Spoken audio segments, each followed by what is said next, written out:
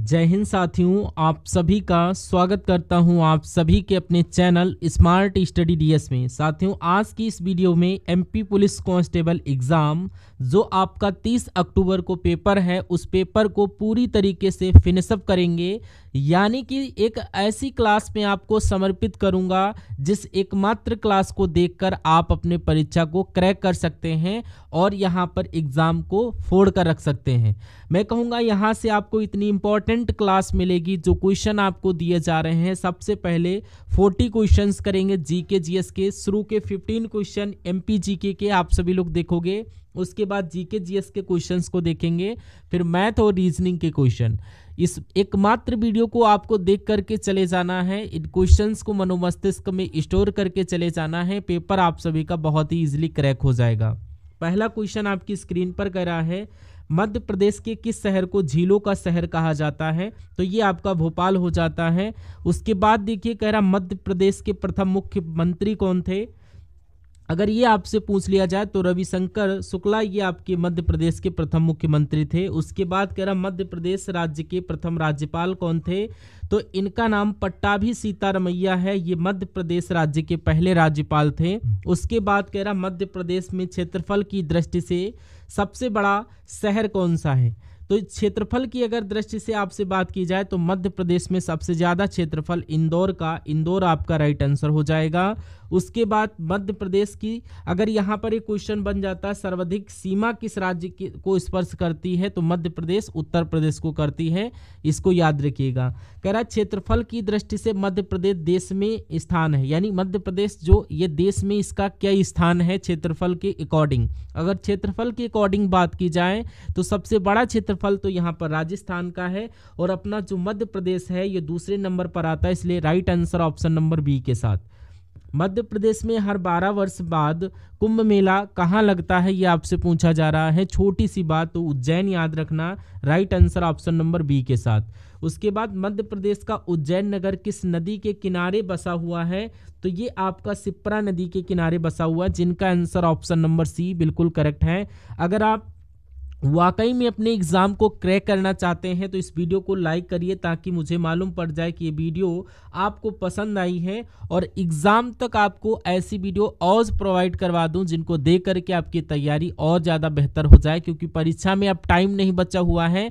इसलिए बहुत अच्छे तरीके से तैयारी करिए और चैनल पर अगर नए हैं तो चैनल को तुरंत सब्सक्राइब करके बेल आइकन को क्लिक कर लीजिएगा। अब यहाँ पर कह रहा है, मध्य प्रदेश के किस जिले में सिंहस्थ मेला आयोजित किया जाता है? तो यहाँ पर उज्जैन, मध्य प्रदेश में उज्जैन मेला जो है यहाँ पर सिंहस्थ मेला आयोजित किया जाता है। नेक्स्ट क्वेश्चन कह रहा, मध्य प्रदेश के किस जिले में सोनागिरी का जैन मंदिर है? सोनागिरी का जैन मंदिर कहाँ पर है? तो ये आपका दतिया जिले में है, right answer option number B के साथ। नेक्स्ट नंबर का क्वेश्चन आपकी स्क्रीन पर कह रहा, मध्य प्रदेश में राज्य आपदा प्रबंधन प्राधिकरण का गठन कब हुआ?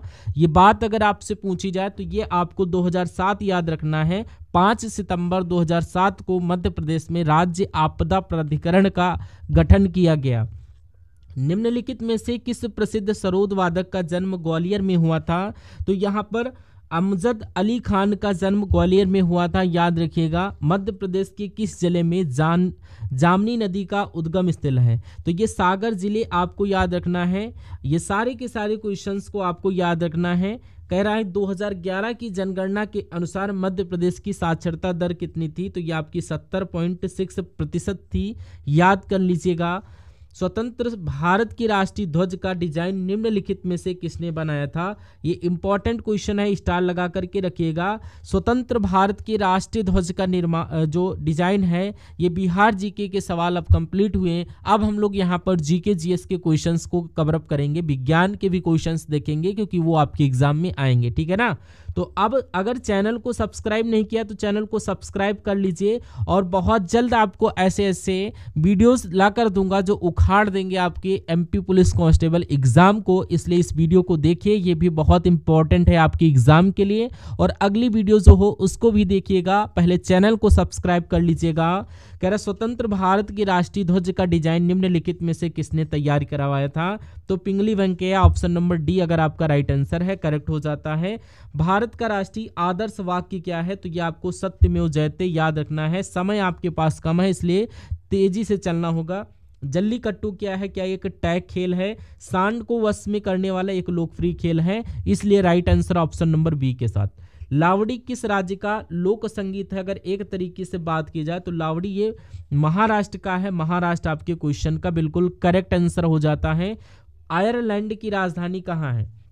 अगर यहाँ पर फ्रांस की राजधानी पूछ ले तो यहाँ पर आपको पेरिस याद कर लेना है, और आयरलैंड की राजधानी के बारे में अगर पूछ लिया जाए तो आयरलैंड की राजधानी ब्रुसेल्स नहीं है, ये आपकी डबलिन है, यानी कि Dublin right answer option number D के साथ। भारत के जुड़वा शहर किसे कहा जाता है? तो अगर कानपुर, वाराणसी, सूरत, अहमदाबाद, सिकंदराबाद, हैदराबाद, ये आपका सिकंदराबाद और हैदराबाद को कहा जाता है भारत का जुड़वा शहर, जिनका भी आंसर ऑप्शन नंबर सी के साथ है तो वो सभी लोग करेक्ट हो जाते हैं।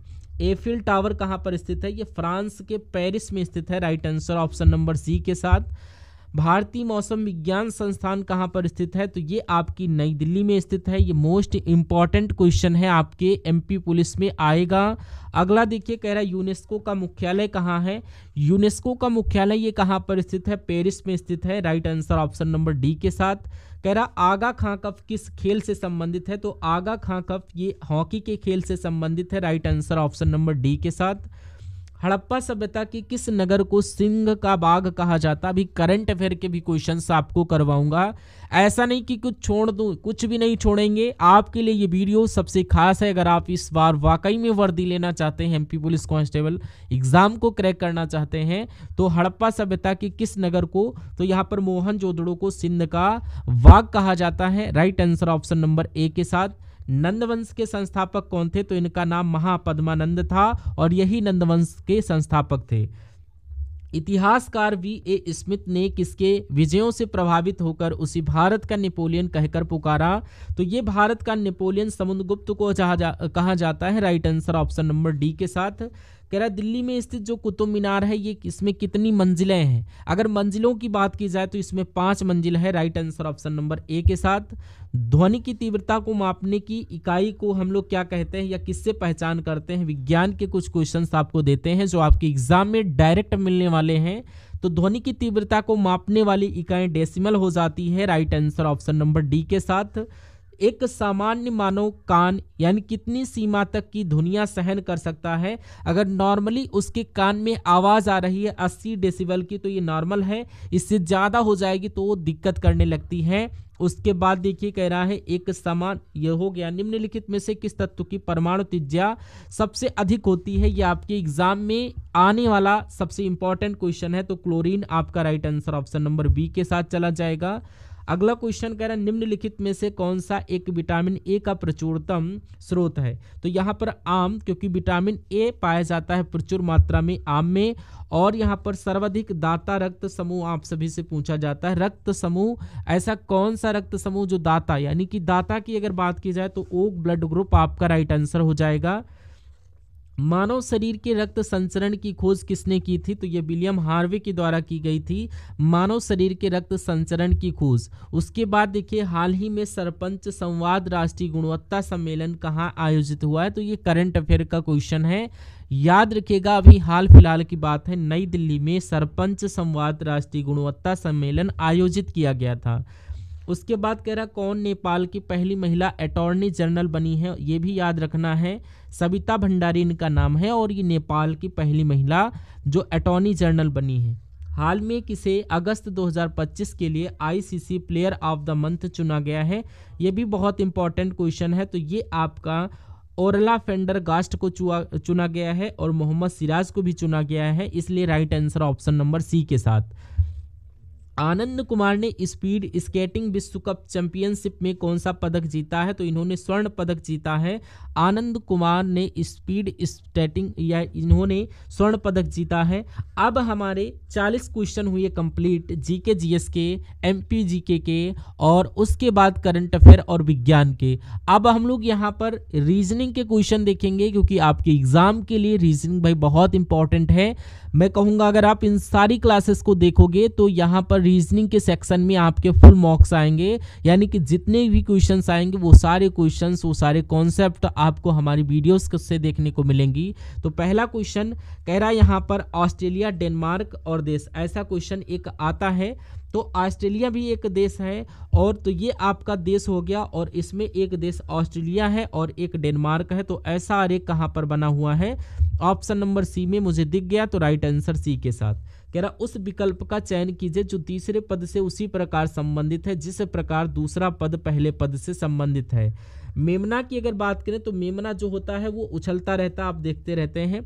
चूहा क्या सलांगी मांगता है, या इठलाना या अकड़ने लगता है, दौड़ता है, झूलता है। तो जो चूहा आप कभी देखेंगे तो बहुत तेजी से दौड़ता है हमेशा, तो मेमने का संबंध जैसे उछलने से होता है उससे चूहे का संबंध दौड़ने से होगा। Right answer option number C के साथ। अगला क्वेश्चन एक नंबर सीरीज वाला क्वेश्चन आपकी स्क्रीन पर आ चुका है। कह रहा 3 है, उसके बाद 18 है, बहुत ध्यान से देखिएगा, 93 है, क्योंकि ये सवाल आएगा, ऐसा नहीं कि ये सवाल नहीं आएंगे, इसलिए बहुत ध्यान से देखना है, कॉन्सेप्ट आपके यहीं से बनेंगे। 3 से जो 18 हुआ तो मुझे यहाँ पर लग रहा 15 बढ़ा हुआ है, और 18 से 38 यहाँ पर 30 बढ़ा हुआ है, और 48 से 93 तो ये आपका यहाँ पर 13 में से 8 जाएगा तो यहाँ पर 5 बचेगा, और 8 में से 4 जाएगा तो 4, यानी कि पहले 15 बढ़ा, फिर 30 बढ़ा, फिर आपका 45 बढ़ा। तो बच्चा बताएगा कि अब यहाँ पर 60 बढ़ना चाहिए, क्योंकि इनमें जो गैपिंग आ रही वो सब में 15 की आ रही। तो यहाँ पर 93 और 60 303, और ये आपका क्या 153 कहीं पर राइट आंसर आ रहा है। मैं कहूँगा बिल्कुल right answer option number B के साथ। जिनका आंसर ऑप्शन नंबर बी है वो सभी स्टूडेंट करेक्ट हो जाते हैं। अब कह रहा है ईरान का संबंध जैसे रियाल से है वैसे इराक का संबंध किससे होगा, बताना है। देखिए ईरान की मुद्रा होती रियाल, और उसी प्रकार इराक की मुद्रा यहाँ पर दिनार, दिरहम या युद्ध रियाल। तो यहाँ पर दिनार आपका right answer option number B हो जाएगा। अगला क्वेश्चन अब आपके रीजनिंग के सेक्शन में कथन और निष्कर्ष वाले 1 से 2 क्वेश्चन आपके 100% पूछे जाते हैं कथन और निष्कर्ष के। कह रहा सभी तितलियां सरीसृप हैं और सभी सरीसृप स्तनपायी हैं, बहुत अच्छा क्वेश्चन है। एक क्वेश्चन आता है, कह रहा सभी तितलियां, तो मान लीजिए ये आपकी तितलियां हो गई, और सभी तितलियां क्या हैं? सभी तितलियों की अगर बात की जाए तो ये आपकी सरीसृप हैं, सभी तितलियां सरीसृप हैं, और सभी सरीसृप यानी कि ये सभी सरीसृप यानी कि ये आपकी स्तनपायी हो जाते हैं। अब निष्कर्ष को पढ़िए और बताइए, और कौन सा निष्कर्ष सही कौन सा गलत है। तो सभी स्तनपायी तितलियां हैं, तो सभी स्तनपायी तितलियां नहीं हैं, ये सरीसृप हैं, और कुछ नहीं, ये सिर्फ इतने हैं, और ये आपकी सही, यानी कि सभी तितलियां स्तनपायी हैं, क्योंकि ये स्तनपायी के अंतर्गत आ भी रही हैं, तो दूसरा वाला आपका सही हो जाएगा। ऐसा ऑप्शन नंबर डी में लिखा हुआ है, केवल निष्कर्ष 2 अनुसरण करता है। तो आंसर अगर ऑप्शन नंबर डी के साथ है देन आफ्टर आप सभी का करेक्ट हो जाएगा।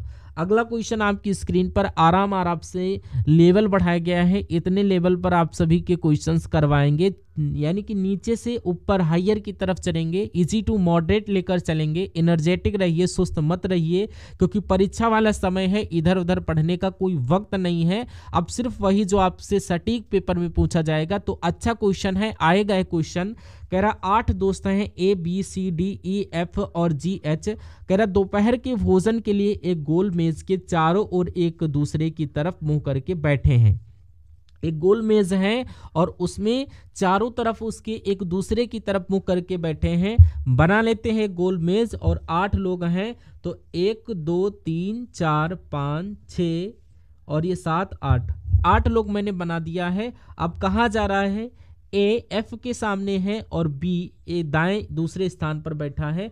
बी को आप कहीं पर भी बिठा सकते हो। मान लीजिए आपने बी को यहाँ पर बिठा दिया है, सभी का मुख ये आपका केंद्र की तरफ है, यानी ए एफ के सामने बैठा है, बी के दाएं तीसरे स्थान, यानी बी का दायां तीसरा 1 2 3, यानी कि ए यहाँ पर बैठेगा, और ए एफ के सामने तो एफ साथियों यहाँ पर आ जाएगा। और अब आप वो लाइन चुनिए जिसमें ए एफ बी में आपको कुछ मिल रहा हो। तो इसमें एफ मिला तो ये अपना काम हो जाएगा। एफ और डी के बीच में यहाँ पर जी है। अब डी हम यहाँ पर नहीं लिख सकते, क्योंकि एफ और डी के बीच में यहाँ पर बी नहीं होना चाहिए, जी। तो यहाँ पर एफ और डी के बीच में यहाँ पर कौन है? जी है, तो जी यहाँ पर आ जाएगा। एफ जी डी हो गया, और उसके बाद डी के बाएं ओर है एच। डी यहाँ पर है, डी के बाएं ओर कौन है, तो एच है, तो ये आपका एच यहाँ पर आ जाएगा। और सी और ए के बीच में सी है तो सी ये हो गया, और ये आपका इनके बीच में ई है तो ये आपका ई बीच में यहाँ पर आ जाएगा। आठों के आठ आपने बिठाल दिया। अब पूछा जा रहा है सी के बाएं दूसरे स्थान पर कौन सा है, सी इधर है, सी का बाएं दूसरे स्थान यानी कि ये एफ है। एफ आपका ऑप्शन नंबर सी में दिया गया है। ऑप्शन नंबर सी अपना करेक्ट आंसर हो जाएगा। समझ में आया है क्वेश्चन, अच्छा लगा तो बहुत अच्छी बात है। उसके बाद एक नंबर सीरीज का क्वेश्चन आपकी स्क्रीन पर कह रहा 7 है, उसके बाद 8 है, देन आफ्टर 16 है, उसके बाद 43 है, और आपसे यहाँ पर अगला नंबर पूछा जा रहा है कि कौन सा हो सकता है। देखिए यहाँ पर कितना बड़ा है, यहाँ पर 1 बड़ा है, और यहाँ पर 8 बड़ा है, और यहाँ पर मान लीजिए 3 में से 6 जाएगा नहीं, 13 में से 6 जाएगा तो यहाँ पर 7 बच जाएगा, और ये यहाँ पर 3 में से 1 जाएगा तो यहाँ पर 2, यानी कि 16 में 27 बढ़ा है। तो यहाँ पर आपको बताना है कितना बढ़ेगा। जब आप थोड़ा सा ध्यान से देखोगे इन नंबरों को तो आपको पता लगेगा कि जो 8 है ये 2 का क्यूब होता है, 27 जो होता है ये 1 को हम लोग 1 का क्यूब मान सकते हैं, 27 3 का हो जाएगा, तो यहाँ पर 4 का क्यूब 64 हो जाएगा, यानी कि 43 और 64 यहाँ पर जुड़ेगा। 3 और 4 7 होता है, यानी कि 107 आप सभी का अगर ऑप्शन में है तो ये लॉजिक अपना सही हो जाएगा। 107 आप सभी का ऑप्शन नंबर ए में दिया गया। जो लोग ऑप्शन नंबर ए के साथ हैं तो बिल्कुल करेक्ट हो जाएगा। आप मुझसे पहले अपना आंसर देने की कोशिश करिए, तभी आपका यहाँ पर भला हो पाएगा। अगला क्वेश्चन आपकी स्क्रीन पर कह रहा उस विकल्प का चयन कीजिए जो तीसरी संख्या से उसी प्रकार से संबंधित है जिस प्रकार से दूसरी संख्या पहली संख्या से। यानी कि 15 को जैसे 270 बनाया गया है तो आपको बताना है 13 से क्या नंबर बनाया जा सकता है, फटाफट बताइए। देखिए अगर हम लोग बात करें तो 15 का स्क्वायर यहाँ पर 225 होता है, लेकिन उससे थोड़ा सा ये ज़्यादा है, थोड़ा सा ये आपका यहाँ पर ज़्यादा है। तो एक काम आप सभी लोग कर सकते हैं कि 15 की गुणा अगर हम लोग 15 से करवाएं तो यहाँ पर 225 आ जाता है। अगर 15 की गुणा हम लोग 16 से करवाएं तो ज़्यादा में ज़्यादा 240, और अगर हम यहाँ पर 15 की गुणा 18 से करवाएं तो कितना आ जाएगा, 15 8 120 और 15 एकम 15, यानी कि ये आपका आ जाएगा। इसको जब करोगे 15 8 यानी कि 15 की गुणा अगर 15 से करवाओगे, 15 की गुणा यहाँ पर 18 से करवाना है। जब 15 की गुणा 18 से करवाओगे तो यहाँ पर 270 आएगा। तो अगर हम लोग 13 की गुणा 18 से करवा दें तो ये आपकी कितना आता है, एक बार देखिए। 13 की गुणा अगर आप 18 से करोगे तो 8 तुरुक आपका 24 हो जाएगा, 8 एकम 8 और ये 10 और 13, तो 234 आप सभी का क्या आएगा, 234। तो ये आपका ऑप्शन में कहीं पर नहीं दिया गया है, तो 234 नहीं है, और 234 के आसपास वाला नंबर हम आपको मिल रहा होगा। अगर हम लोग 18 से गुणा ना करा करके इसकी गुणा 16 से करवा दें, थोड़ा सा कम, तो देखते हैं कितना आता है। 13 25 65, 13 छंग 78 और 13 एकम 13, यानी कि ये आपका 208। यानी कि अगर हम लोग इसकी गुणा 16 से करवाते हैं 15 की गुणा 18 से तो 200 यहाँ पर 70 आए, और 13 की गुणा 16 से करवाओगे तो 208 हमारे ऑप्शन में भी दिख रहा होगा। ऑप्शन नंबर डी में आप सभी का करेक्ट आंसर हो जाएगा। अगले नंबर का क्वेश्चन आपकी स्क्रीन पर देखिए इस सवाल को और फटाफट मुझे बताइए आपका जवाब क्या हो सकता है। कह रहा है एक निश्चित कूट भाषा में ASSUME को EMUASS के रूप में लिखा जाता है, इसी कूट में NEEDLE को क्या लिखा जाएगा। बस इतनी सी बात आप सभी से पूछी जा रही है। मुझे ऐसा लग रहा है और है भी ऐसा कि यहाँ पर जो लेटर हैं उन्हीं लेटर की मदद से ये वाली चीज़ें बनी हैं, लेकिन बनाई कैसे गई हैं इतनी सी बात आप सभी को यहाँ पर बताना है। जैसे कि हम लोग यहाँ पर बात करें ASS यहाँ पर है, तो ASS यहाँ पर इन्होंने लिख दिया है, और ये यहाँ पर अंतिम UME तो इन्होंने ऐसे यहाँ पर लिख दिया, कोई दिक्कत नो दिक्कत। तो अब आप सभी लोग देख सकते हो जैसे यहाँ पर UME लिखा था तो DLE जो ये लिखा है इसको आप ELD कर दीजिए, ELD कर दीजिए। ELD कहीं ऑप्शन में दिख रहा, जी हाँ दिख रहा है, और कोई दिक्कत नहीं। अब इन्होंने कैसे लिखा होगा, इन्होंने लिखा होगा ASS जो इन्होंने लिखा है तो इसको इन्होंने क्या कर दिया, ASS ही लिख दिया। तो यहाँ पर इसको हम सेम इट इज इसको भी हम लोग लिख देते हैं NEE। तो ये कुल मिलाकर के कौन से ऑप्शन में दिख रहा होगा, सिर्फ और सिर्फ ऑप्शन नंबर सी में दिख रहा है। तो ये अपना करेक्ट आंसर हो जाता है। और एक और शानदार क्वेश्चन आपकी स्क्रीन पर, और आपसे कहा जा रहा है 7 दोस्त हैं OPQRST और यू एक पंक्ति में बैठकर फिल्म देख रहे हैं, यानी कि ये पंक्ति में बैठे हैं, ये आपका 7 लोग हैं, तो ये आपके हम 7 लोग बना लेते हैं। 1 2 3 4 5 6 7। तो कह रहा है एक्स एक छोर पर बैठा है, क्यों एस के दाएं दूसरे स्थान पर बैठा है और ये दूसरे स्थान पर बैठा है, और यू किसी छोर पर नहीं है, आर टी के बाईं ओर बैठा है, बिल्कुल इसके दाएं छोर पर कौन बैठा है। देखिए एस एक छोर पर बैठा, अभी मैंने आपको बताया इस छोर पर, और क्यों एस के दाएं दूसरे स्थान पर बैठा। आप अगर यहाँ पर बात करें तो मान लीजिए एस एक छोर पर बैठा है और एस के दाएं दूसरे स्थान पर बैठा है, क्यों। अगर हम एस को यहाँ पर बना लें तो भैया इसका दायां दूसरे स्थान पर हमें इधर जाना पड़ेगा, इसलिए एस को हम यहाँ पर ना बनाएंगे, हम इस तरफ बना लेंगे, तभी तो हमें एस का दायां दूसरे स्थान पर हम बना पाएंगे, दूसरे स्थान पर क्यों। तो ये आपका क्यों दूसरे स्थान पर यहाँ पर आएगा, और ओ और क्यों के बीच में बैठा है पी, ओ और क्यों के बीच में बैठा है पी, तो ओ और क्यों के बीच में पी आ जाएगा। यू किसी छोर पर नहीं बैठा, यानी यू इधर भी नहीं बैठा होगा, तो या तो यहाँ पर बैठ सकता है या इधर बैठ सकता है। तो यहाँ पर पी के बाएं ओर बैठा है आर, तो यानी टी के बाएं ओर बैठा है आर, तभी तो हम यहाँ पर टी बनाएंगे, तब ये आपका बायां आर आ जाएगा, तो यू आपका यहाँ पर आ जाएगा। तो हमने इन सभी को बिठा दिया है, तो दाएं छोर पर कौन बैठा है, तो ये आपका टी बैठा है। टी आपका ऑप्शन नंबर सी में दिया गया है, जिनका आंसर ऑप्शन नंबर सी के साथ है वो मैं कहूँगा आंसर आप सभी का बिल्कुल करेक्ट हो जाएगा। भाई बहुत बढ़िया, वेरी गुड क्लास। अगला क्वेश्चन आपकी स्क्रीन पर आप सभी से कहा जा रहा है CGK से बना है XTV, तो GIM से कौन से 3 लेटर बनेंगे, इतनी सी बात आप सभी को यहाँ पर बताना है। अगर मैं बात करूँ यहाँ पर एक चीज़ आपको नहीं समझ में आया होगा कि यहाँ पर C से X कैसे बना और ये आपका G से T कैसे बना। अब देखिए यहाँ पर A का अपोजिट यहाँ पर लेटर होता है Z, और B का अपोजिट लेटर होता है Y, और यहाँ पर C का होता है X, और D का होता है W, और इसी प्रकार आगे कहानी चलती रहती है। तो C का अपोजिट लेटर यहाँ पर X रहता है, मैंने आपको बताया, और उसी प्रकार अगर बात करें G का क्या होता है, G का D होता है, और ये भी मैंने आपको बताया KP यहाँ पर KP, यानी कि इनको अगर आप याद करोगे PK में भी थी, तो यहाँ पर P और K का क्या होता है, इतनी बात आप सभी को याद रखना है।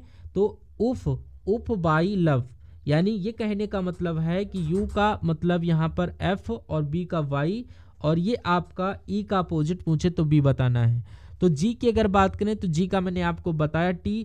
I की अगर बात करें तो एक और चीज़ मैं आपको बताऊंगा, शर्ट और केस, यहाँ पर लिख लीजिएगा, ये शर्ट और के, और यहाँ पर G का और I का H, I की ज़रूरत है, I का R होता है, और M की अगर बात करें M और N आपको और याद करके रखना है, M का अपोजिट N और N का अपोजिट M। तो ये आपका यहाँ पर NTRN ये आपका कहाँ पर लिखा हुआ है, ऑप्शन नंबर सी में लिखा हुआ है। ऑप्शन नंबर सी जिन्होंने दिया है उन सभी का एकदम करेक्ट आंसर हो जाएगा।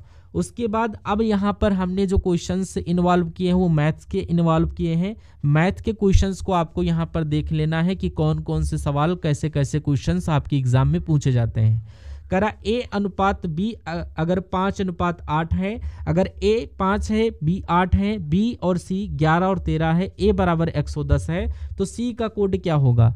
सबसे पहले मैं आपको बताता हूं, अगर परीक्षा में A अनुपात B का मान दे रखा हो और उसके अलावा B अनुपात C का दे रखा हो और A अनुपात B भी दे रखा हो, तो आप सबसे पहले बहुत ईजिली निकाल सकते हैं A अनुपात B अनुपात C।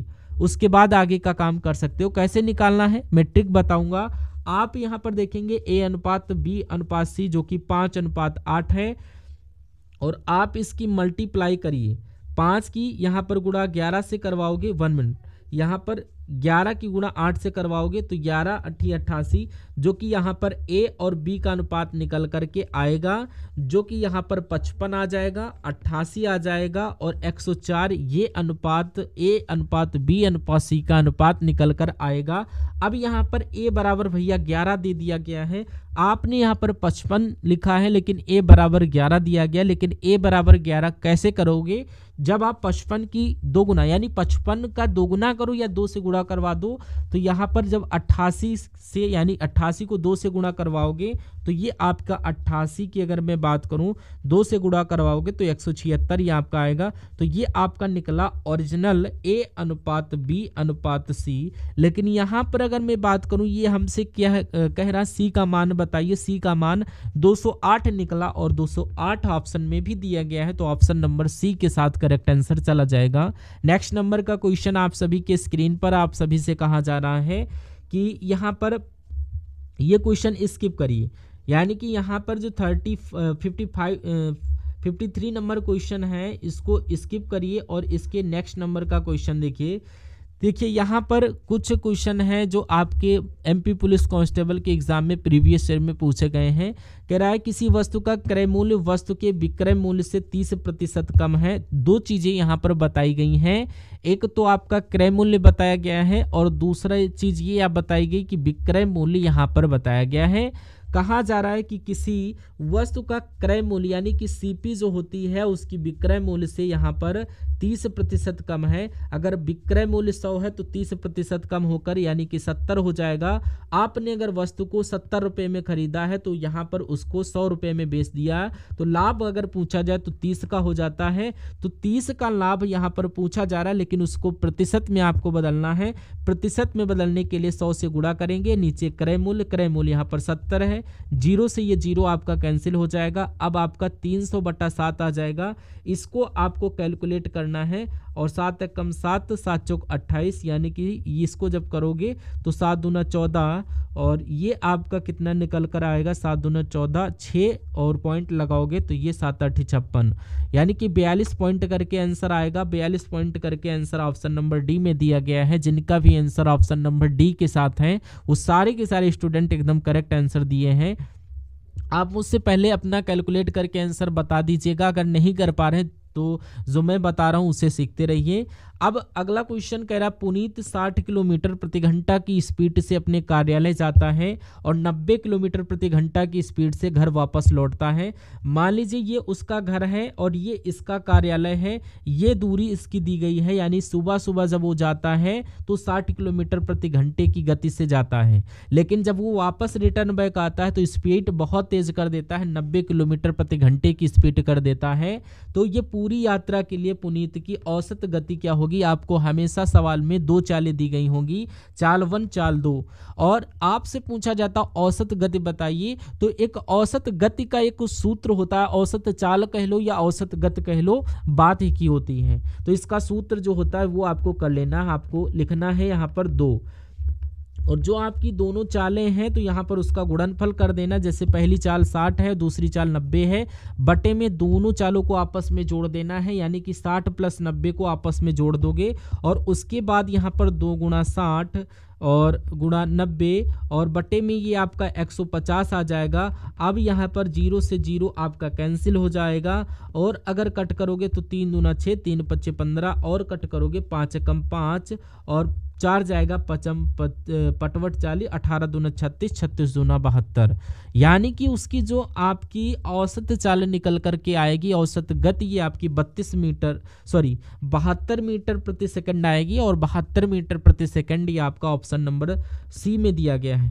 एक सेकंड यहाँ पर वेट कर लीजिए। यहाँ पर आंसर तो मैंने ला दिया, लेकिन चाल दे रखी है किलोमीटर प्रति घंटा में, क्योंकि यहाँ पर किलोमीटर प्रति घंटा है तो जो आई है आपकी ये आपकी 72 किलोमीटर प्रति घंटा में आई है। इसको मीटर प्रति सेकंड में कन्वर्ट करने के लिए आपकी जो चाल 72 आई है ये 72 किलोमीटर प्रति घंटा है। अब किसी भी किलोमीटर प्रति घंटा की चाल को मीटर प्रति सेकंड में बदलते हैं तो 5/18 से इसकी गुणा करते हैं और ये आपकी किलोमीटर प्रति घंटे से ये मीटर प्रति सेकंड में आ जाती है, क्योंकि हमें जवाब मीटर प्रति सेकंड में देना है। 18 एकम 18, 18 चौको 72, 4 पंचे 20, यानी कि 20 मीटर प्रति सेकंड आपकी चाल आएगी, जो कि ऑप्शन नंबर ए में दिया गया है। तो ऑप्शन नंबर ए जो स्टूडेंट के लिए किए हैं उन सभी का correct answer option number A के साथ चला जाएगा। और नेक्स्ट क्वेश्चन आपकी स्क्रीन पर देखिए जरा, और आप सभी से क्या कहा जा रहा है, ए और बी कह रहा ए है और बी है। ए की यानी ए निवेश करता है 28,000, बी निवेश करता है 42,000। तो एक व्यवसाय में ये दोनों लोग जो है लगाते हैं पैसे को। तो ए जो है ये 8 माह के लिए और बी 1 साल के लिए, ए 8 महीने के लिए और बी 12 महीने के लिए अपना अपना पैसा निवेश करते हैं। यदि वर्ष के अंत में कुल लाभ 21,125 हुआ है तो बी का हिस्सा क्या है, यानी कि बी के हिस्से की अगर मैं बात करूं, बी का हिस्सा लाभ के रूप में कितना हुआ है, ये बात आप सभी से क्वेश्चन के माध्यम से पूछी जा रही है। चलिए कोई माध्यम नहीं, कोई बात नहीं। चलिए तो यहाँ पर अगर इस क्वेश्चन की मैं बात करूं तो यहाँ पर देखिए ए ने कितने रुपए लगाए, यहाँ पर लिख लेते हैं 28,000 रुपये यहाँ पर उसने लगाए। और यहाँ पर अगर बात करें तो वो 8 महीने के लिए अपना पैसा लगाया। उसी प्रकार बी ने अपना पैसा लगाया 42,000 और ये आपका 1 साल यानी कि 12 महीने के लगाया है। अब अगर बात करें तो ये महीने हैं और ये एक तरीके से अगर बात करें इसको साल में कन्वर्ट करते हैं। जैसे कि अगर ये साल है 1 साल के लिए और इस महीने को अगर साल में कन्वर्ट करना होता तो 12 से हम लोग इसकी भाग करते हैं, ये साल में कन्वर्ट हो गया। अब इसका एक रेशियो निकल कर आएगा छोटा सा। अगर हम इसको कट करें 4 और बटा में 6 और अगर इसको कट करें तो ये आपका 2 और 3, अगर 3 से इसको कट करेंगे तो ये आपका कट होगा क्या 28 की गुणा ये इससे हो जाएगी तो ये आपका 56,000 हो जाएगा। और 56,000 3 की गुणा फिर इससे करेंगे तो ये आपका कितना आएगा, ये आपका अगर मैं बात करूं तो ये यहाँ पर 42 और 3 जो है ये नीचे आपका निकल कर आएगा, 3 नीचे आएगा और 42,000 जो लिखा था ये जैसे का वैसा लिख देंगे।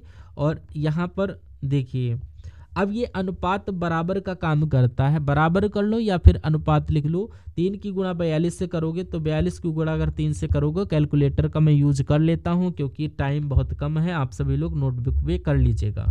तो यहाँ पर जब इसको करोगे तो ये आपका 56,000 इधर आएगा और ये 126 और 000 यानी 1,26,000 और ये आपका 3 0 इधर और 3 इधर, 2 से कट करोगे 2 दूना 4, 2 8 16 और 2 3 ये आपका 6 हो जाएगा यानी कि 63। 7 से कट करोगे 7 चक्कू 28, 7 9 63। यानी कि कहने का मतलब क्या है, कहने का मतलब ये है ए अनुपात बी का अनुपात 4:9 निकल करके आया है। ये केवल लाभ का अनुपात आया है और कुल लाभ आपको यहाँ पर दे रखा है कि भैया कुल लाभ यहाँ पर 21,325 है। कोई दिक्कत नहीं, लाभ आपको पता है। बी का हिस्सा आपको निकालना है। कुल लाभ 21,125 है। बी का लाभ कितना है, बी का लाभ यहाँ पर 9 है। तो नीचे इनका यहाँ पर सब लिखने के बाद योगफल लिख देंगे और इतनी बात आप सभी को क्लियर भी होगी। अब इसको कैलकुलेट करिए, 13 कम 13 और यहाँ पर 13 कम 13 और ये बचेगा कितना आप सभी का 8 81 हो जाएगा। 13 25 65, 13 छंग 78, 78 2 और 1 3 32 और 13 दूना 26 और ये आपका 6 और ये 65, 13 25 65 यानी कि 1625 बचा।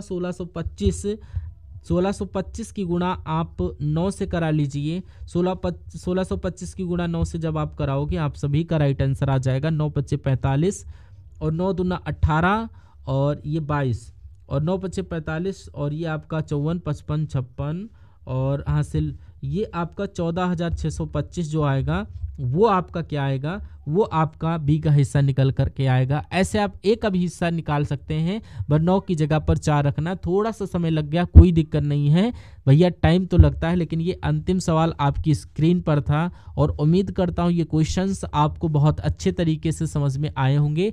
मैं आपको बताना चाहूँगा कि आपकी जो परीक्षा है MP पुलिस कांस्टेबल, बहुत ध्यान से देखिएगा, बहुत अच्छी चीज़ मैं आपको बता रहा हूँ। कैसे आप अपने पेपर और इस परीक्षा को क्रैक कर सकते हो ये मैं आपको बताऊंगा।